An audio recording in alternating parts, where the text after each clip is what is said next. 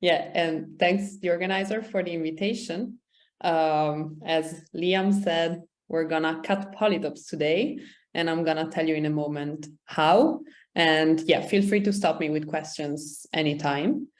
So this talk is based on a project with these two people. So Marie is a postdoc at MPI in Leipzig, and Jesus is a professor at UC Davis. And last semester, Jesus and I were at the ICERM for a semester on discrete optimization. Marie visited, and that's how this project started and was developed there, basically. So now you can find it on the archive. And so the title is a bit mysterious, right? So I'm gonna explain a bit better what I mean by cutting polytopes and finding the best slice through an example. So let's take the permutahedron that probably everyone here likes. So I'm taking the three-dimensional one. And what do I mean by best slice? Well, I can mean different things. So for instance, I can wonder what is the slice. So, and by slice, I mean hyperplane section. So I take a hyperplane and I intersect it with my polytope. And I can wonder what is the slice that gives me the largest volume. And if you look at the permutahedron, you compute something, then you will figure out that this is the slice that has the largest volume. So it's an octahedron, and clearly it's not unique because you can act with the symmetries of the permutahedron and find different slices, but you're always going to find this kind of slice, a permutahedron.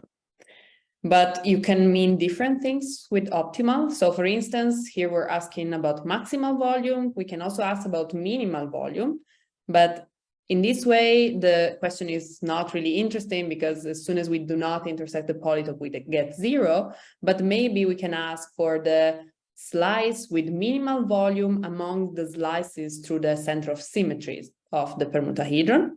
Now, this is a bit more interesting. And if you play with it again, you will find that this is the section which minimizes the volume among sections through the center of symmetry, and it's an hexagon. And so these are two examples of optimality, which are more metric, maybe, but we are in the combinatorial, in a combinatorial setting, so we can also ask more discrete questions. So for instance, what is the slice with the largest number of vertices? And you can think about it a little bit. We saw a hexagon, we saw an octagon, and actually the best slice is something like this. And if you count now, this is a decagon. So you can get at most 10 vertices or 10 edges. And I will give you during the talk the recipe to find this slice and to compute these maximal slices for different types of maximal or optimal notions. So this is the plan. And the key idea of this algorithm that we produced is the following. Oh, okay, let me give you some context first. So why would you do that? What's interesting in taking slices? There are many motivations coming from different fields, as you can see. So probably the most interesting here is the last one, but I wanted to show you that there are many people interested in these problems. So for instance, this first bullet talks about Bourgain slices conjecture. So this is actually conjecture, and it's basically about how big the volume of a slice can be.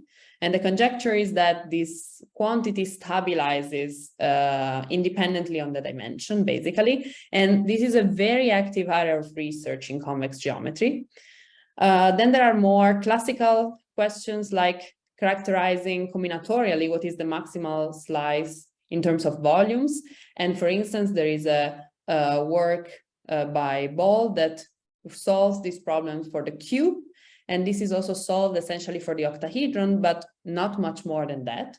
So it's a very hard problem in general. And then there are more questions regarding maybe genericity. So Hovansky asks whether you can relate the H vector of a polytope with the H vector of a generic slice for some notion of genericity. And these questions also relate to the densest hemisphere problem, which is very popular in optimization. And maybe the last bullet is a bit more algebraic. So there is this paper in which these authors compute studies slices of permutahedra that are fixed under certain group action. And it turns out that the slice with minimal volume that we saw in a couple of slides ago is actually one of the slices that they consider, and they are interested also in computing volumes. For them, it's normalized volume, but still. So these questions are very interesting.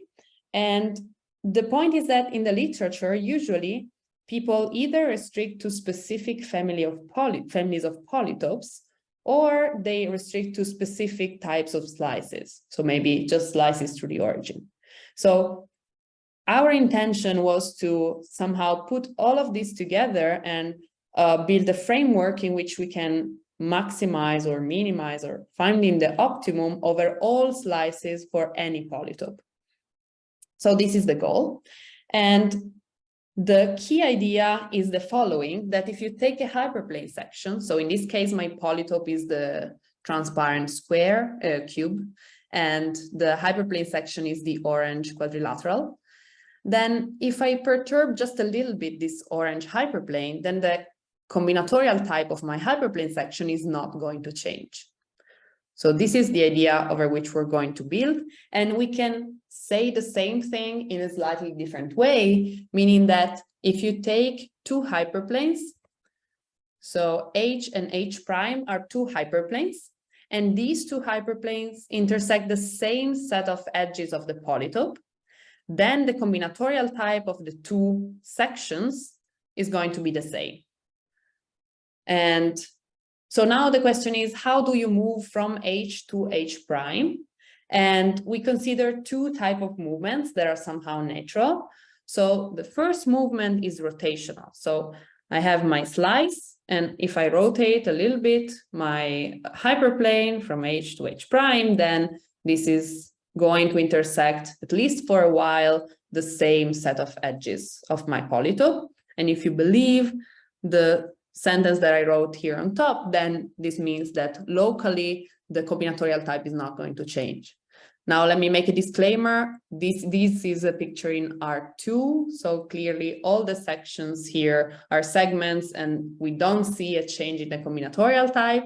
But if you go in higher dimension and you intersect a different set of edges of a polytope, then you possibly see a different combinatorial type of sections. So this is one way you can move from H to H prime. Another way is translational. So you can move following the normal direction of your hyperplane. And also in this case, if you move a little bit, then you will keep intersecting the same set of edges. And so when are things going to change? Well, things are going to change when you cross a vertex of your polytope in both ways. So either you cross it while rotating or you cross it by translating. And this change in the combinatorial type is captured by a hyperplane arrangement. So in the rotational case, we have this hyperplane arrangement in which we consider all the orthogonal complements of vertices. And so you can see here that if the vector u crosses this blue line, then the perpendicular here in pink will intersect another set of edges. So this is the idea. And so my hyperplane arrangement in this case is the blue, is shown in blue. And we have an analogous thing for translational slices. So also in this case, when we have this hyperplane arrangement here, and basically when your hyperplane, in this case, your pink line crosses one of the blue lines, then the set of edges that are intersected by the pink line is going to change. And so possibly a different combinatorial type. And so this is the first, yes? Quick question. Are there several different colors on your hyperplanes you have drawn here? They are all blue except for the thicker one that is pink. Oh, okay. Sorry, I'm slightly colorblind, so it's totally. Sorry, okay. I'm sorry. These were supposed to be colors that are friendly for colorblind, but apparently they're not. Good to know. Really, no. Okay, thank you. Yes, then I'll try to be more specific. But yes, so the thicker one, the U-perp, is the hyperplane that you can imagine you're moving. So either rotating or translating here. And so these hyperplane arrangements subdivide the space in some cells, and we call the cells of these arrangements chambers. And yes, we have one for the rotational approach and one for the translational approach. But as I told you at the beginning, I want to actually capture all types of sections. And here I'm capturing just rotationals, here I'm capturing just translational. So what do I want to do next? Well, I want to put these two approaches together in order to capture all possible slices. And I can do this in two ways. So I can either rotate the translational case or translate the rotational case. So let's see. So in the rotational case, I'm taking all hyperplanes through the origin. So I can move the polytope in order to move my origin and take the hyperplane sections again through the origin, which now has a different position. So if I translate my polytope all over the space, then I'm going to capture all hyperplane sections. On the other hand, for the translational case, if I choose my normal vector in different directions, and then I take all parallel slices, then I'm going to capture all hyperplane sections again. And also in these cases, here I'm going to be a bit vague, but the combinatorics of the previous arrangements that we saw before are captured by new hyperplane arrangements. So we have a new arrangement, our circ for the rotational case, and another arrangement for the translational case that govern the change in the previous arrangements when we either move the polytope around or change the direction in which we're taking parallel hyperplanes. And here, my dashed pentagon is the polytope that I'm working with, and all other lines are blue, and they define my hyperplane arrangement. And these new hyperplane arrangements, for them, I'm going to call regions their cells in order to distinguish between these arrangements and the previous ones. And so in this way, we define a structure on the space of sections in two ways, in a rotational way and in a translational fashion. And before telling you more, let me summarize this structure. So we have these two approaches, rotational and translational. We have two hyperplane arrangements for each approach. So in the translational, an arrangement, in the rotational, an arrangement for chambers, an arrangement for regions, same in the rotational. And these are the names of these arrangements. And here I put some reference objects that might give you an idea of what we're working with. So you will be probably very happy to see oriented matrix here. I'm very happy to see intersection bodies here because I come more from a convex geometry background. And so these are very interesting objects in convex geometry. And then there are fiber polytopes, which capture, for instance, all triangulations of polytopes, and sweep polytopes that basically govern the orientation of vertices of a polytope. So there are many ingredients that are hidden behind these hyperplane arrangements that I showed you. And putting them together, we can actually do something very nice. So let me move to the something very nice. And this is the following fact, that we constructed these hyperplane arrangements in such a way that if you fix a region, so a cell from the second type of hyperplane arrangements, and you fix a chamber, so a cell of the first type of hyperplane arrangement, then the combinatorial type of the slice coming from the parameters that stay in this region and in this chamber does not change. And so basically, if we can bound the number of cells of these arrangements of regions and chambers, then we can give an upper bound on the number of combinatorial types of hyperplane sections. And this is what we do. And basically, the result says that if you give me a d-dimensional polytope that has n vertices, then there are at most these many combinatorial types of hyperplane sections.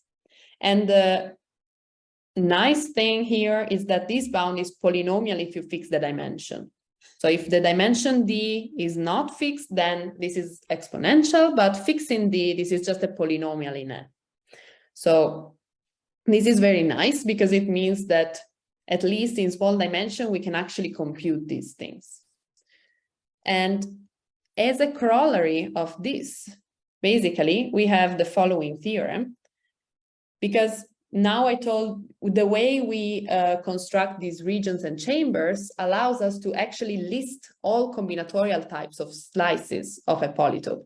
And once we have a list of all combinatorial types, then we can ask any combinatorial question you like. For instance, we can ask to find the maximum number of K faces of a slice, because we have all of them and we just check. We go through the list and there are polynomially many types of sections, and therefore finding this maximum can be done in polynomial time.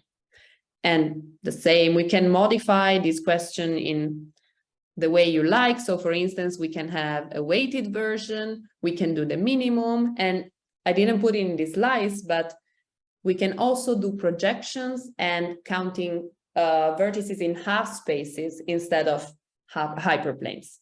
So very nice. But actually I started a talk talking about volumes. So let me go back to volumes or to more metric questions, because we can actually, using this structure, compute the slices with maximal volume.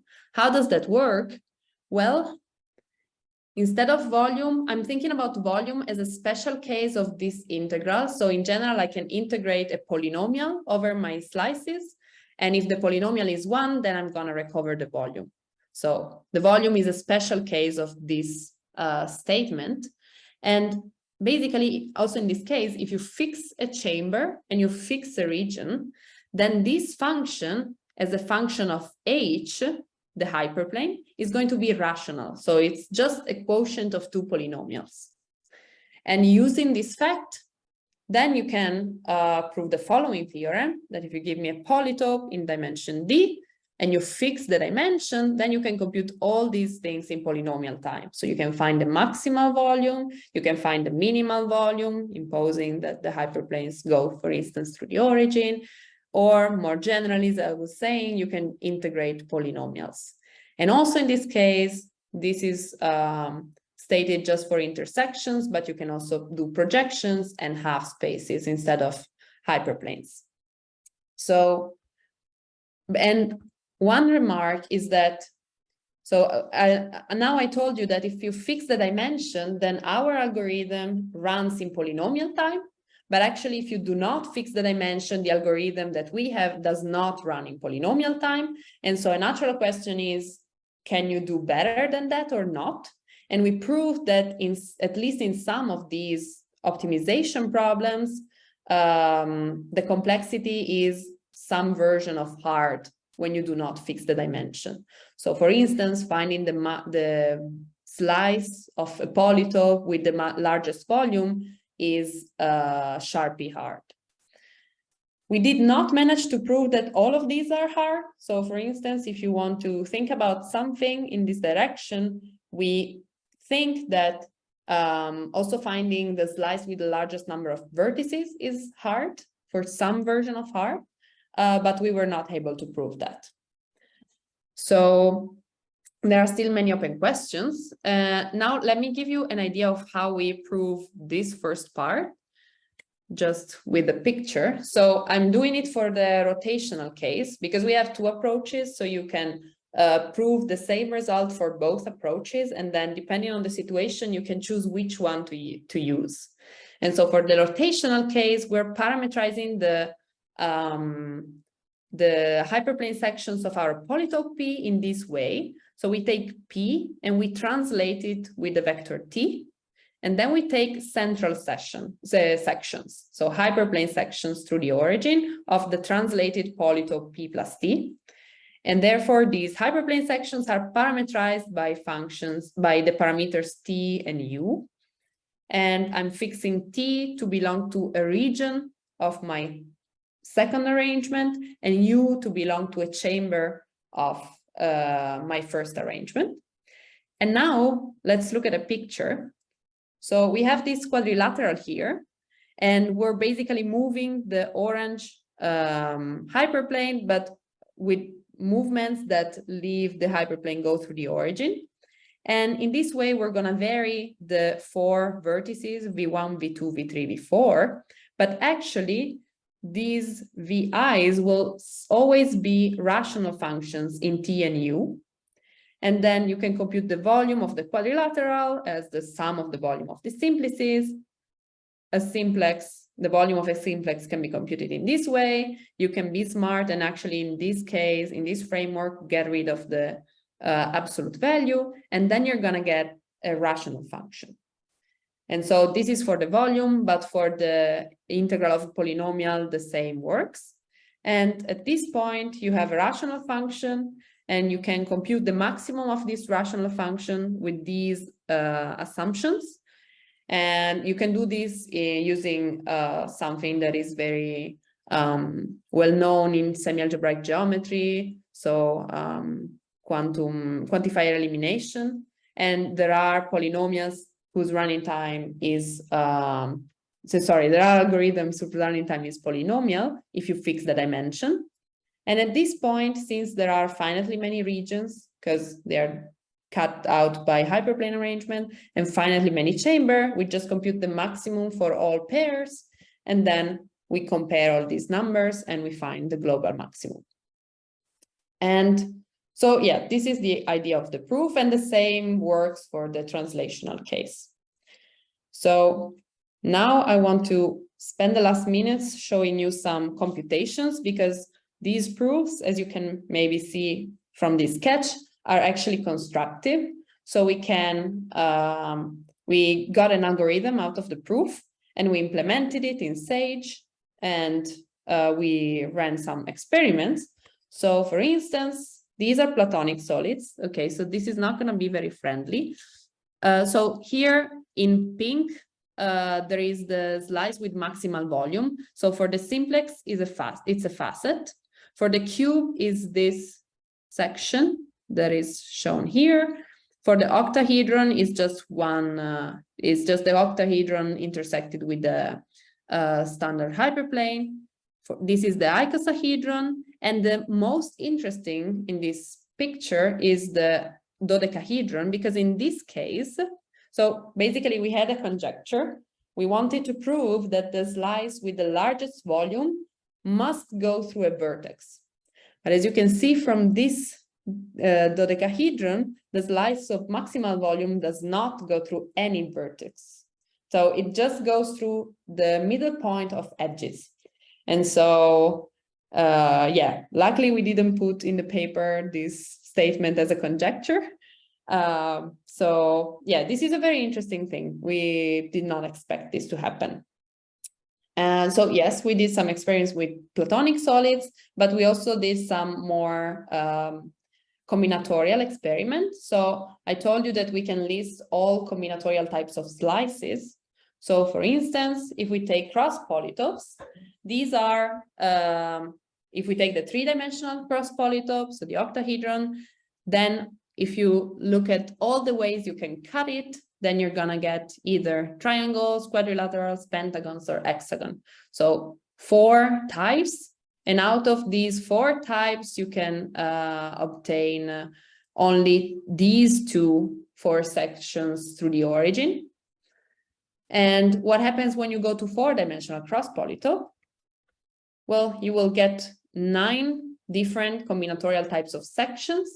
And among these 9 types, I think 3 are obtained as sections through the origin, and the other are all affine sections. And if you look at this list and try, for instance, to maximize the number of vertices, you will notice something very interesting. So there are 2 combinatorial types. There are distinct combinatorial types, but they have the same F vector.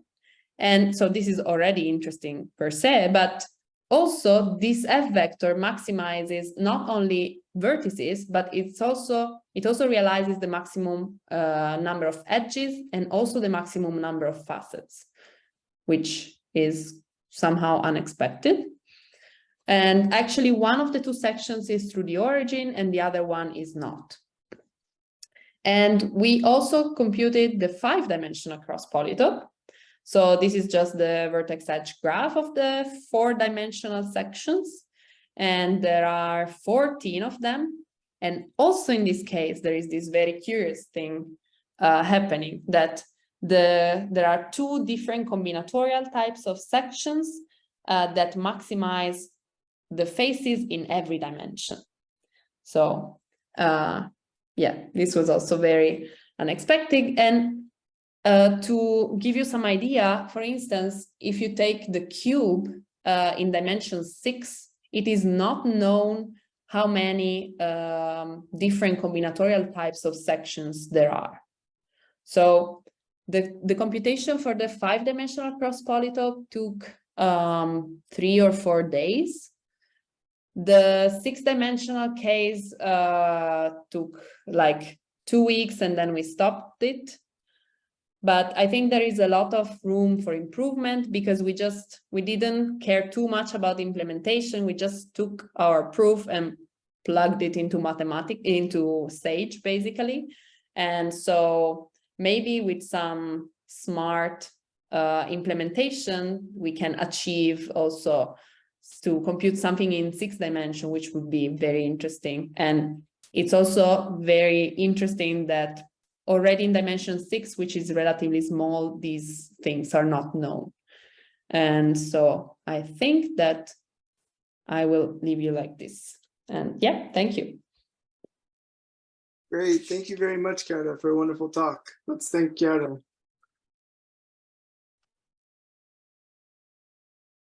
Cool. Are there any questions for the speaker?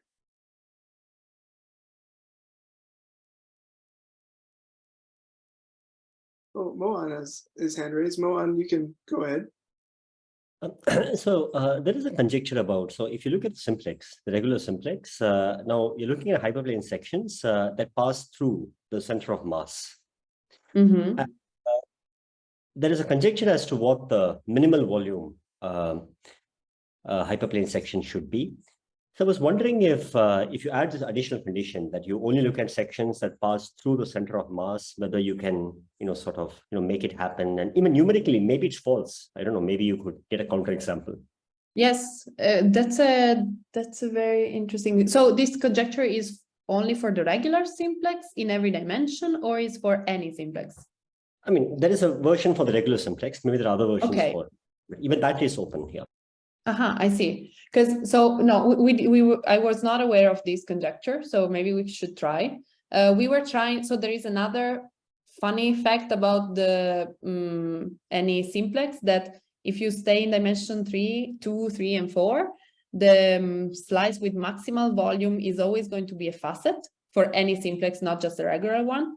Whereas if you go to dimension 5, there are examples for which the slice with largest volume is not a facet. So we were trying to compute that counterexample, but it has very unfriendly, irrational coordinates. And so the computation was just too long after. Yeah. But maybe this with the regular simplex is actually achievable. Yeah. Thank you for the comment. Yes. I have a question too. There's this paper a few years ago of Jayadev Arthreya and some co-authors about geodesics on the dodecahedron not passing through vertices that looked a lot like your result. Do you know anything about this? No. Can you send me the reference? That would be very interesting. Yeah, I think it's the same deal where like something happens for all the platonic solids except for the dodecahedron. Get this vertex avoiding behavior. Nice. Yes, if you could send it to me, it would be great. Cool.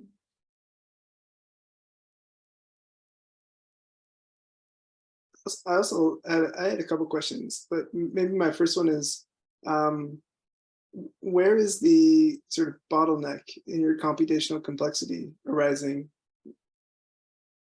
Basically, the computation of the cells of the hyperplane arrangement. That's what I was thinking. But it's like, you have to do it for several of them. Is it like, can you do some of them faster? Like, is it, you need like the hyperplane arrangement for the polytope itself. Is that the one that's like holding you up, or is it?